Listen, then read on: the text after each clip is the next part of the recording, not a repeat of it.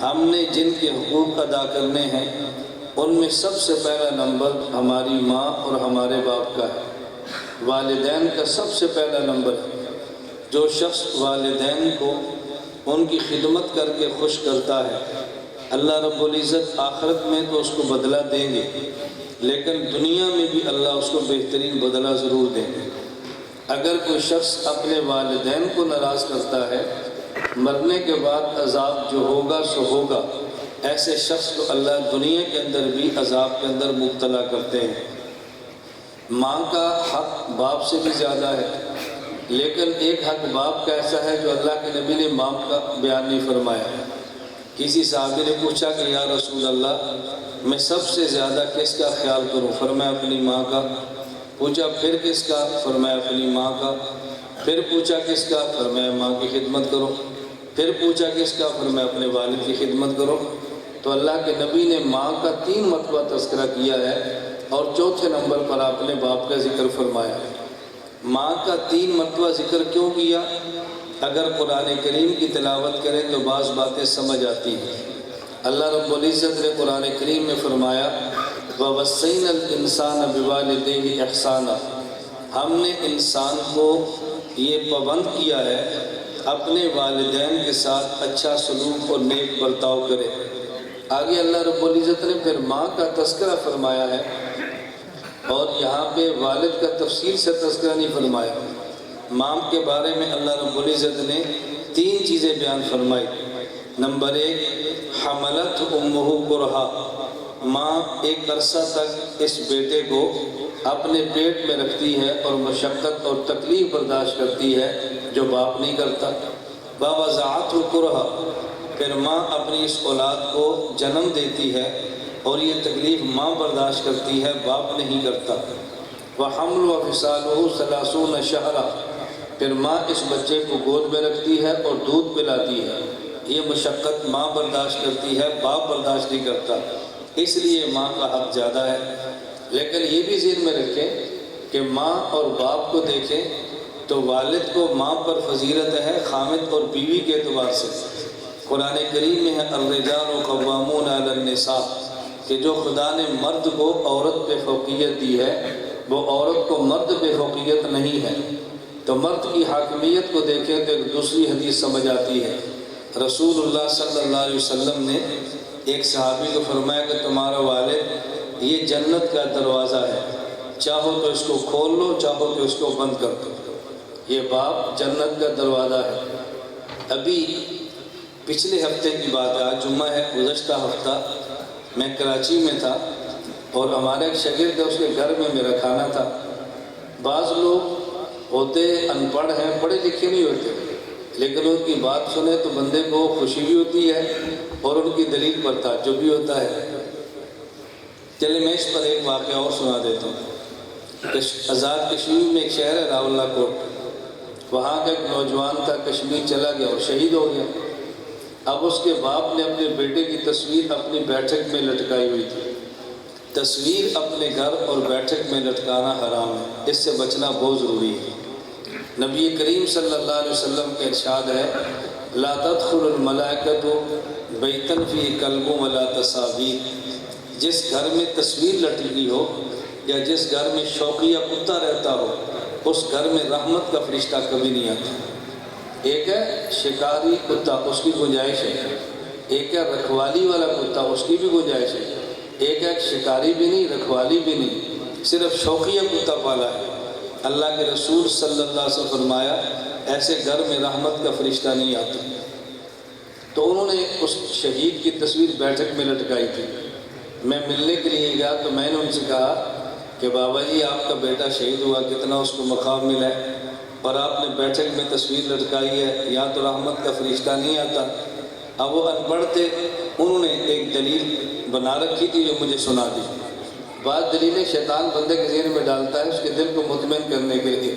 مجھے فرمان لگے کہ ہم تو بیٹھک میں نہیں رہتے، ہم تو اندر رہتے ہیں نا، تصویر ہم نے بیٹھک میں لٹکائی ہے تو رحمت کا فرشتہ جہاں نہیں آتا تو نہ آئے، اندر آئے جہاں ہم سوتے ہیں۔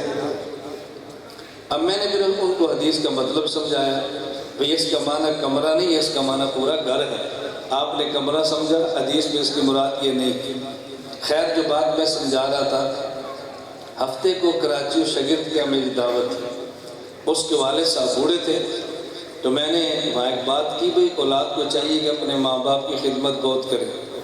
ان کا بوڑھا والد کہتا ہے میں اس کو کہتا ہوں کہ پتر میرے پیر پہلا کٹیا کر تے میری ماں اپنی ماں دے بعد وچ کٹیا کر۔ یہ بڑی سننے والی بات ہے۔ وہ پنجاب کے لیے رہتے کراچی میں، کہتا ہے میں اپنے پتر کو آخنا پہلے پیر میرے کٹیا کر تے پھر ماں دے کٹیا کر۔ میں کہا جی کیوں؟ آندہ اس واسطے کہ حدیث پاک ہے کہ اللہ پاک نے ماں دے قدمہ جنت رکھی ہے، تے جنت ابو آتے میں کھولا کہ تے تاں اندر بڑھے گا نا، اس واسطے پہلے میرے پیر گھٹے تھے پھر اپنی ماں دے جا کے گھٹے۔ اب دیکھو نا کیسی اس نے بات کی، بات تو اس کی ٹھیک ہے۔ اس نے کہا اللہ نے والد کو جنت کا دروازہ بنایا ہے اور ماں کے قدموں کے نیچے جنت رکھی ہے۔ میں کہتا ہوں پہلے میرے پاؤں دبا تاکہ دروازہ کھل جائے، پھر اندر کی جنت اس کے پاس چلے جائے۔ ماں کا بھی حق ہے اور باپ کا بھی حق ہے۔ اللہ ہمیں ان سب باتوں کو سمجھنے کی توفیق عطا فرمائے۔ بعض لوگ عالم نہیں ہوتے لیکن ان کی بات اتنی وزنی ہوتی ہے کہ بندہ اس کو مسترد نہیں کر سکتا، بندہ اس کو چھوڑ نہیں سکتا۔ میں ایک مرتبہ حاکم سدار کے تحصیل دیبال پور ضلع اوکاڑا، یہ حاکم سدار کے گاؤں ہے، وہاں ایک بہت بڑے ذمہ دار تھے، بٹو فیملی کے، فوت ہو گئے۔ میرے مرید بھی تھے، مجھ سے بیعت کا تعلق بھی تھا، نہ اردو بولتے تھے نہ اردو لکھتے تھے، ان پڑھ تھے، ذمہ دار بہت بڑے تھے۔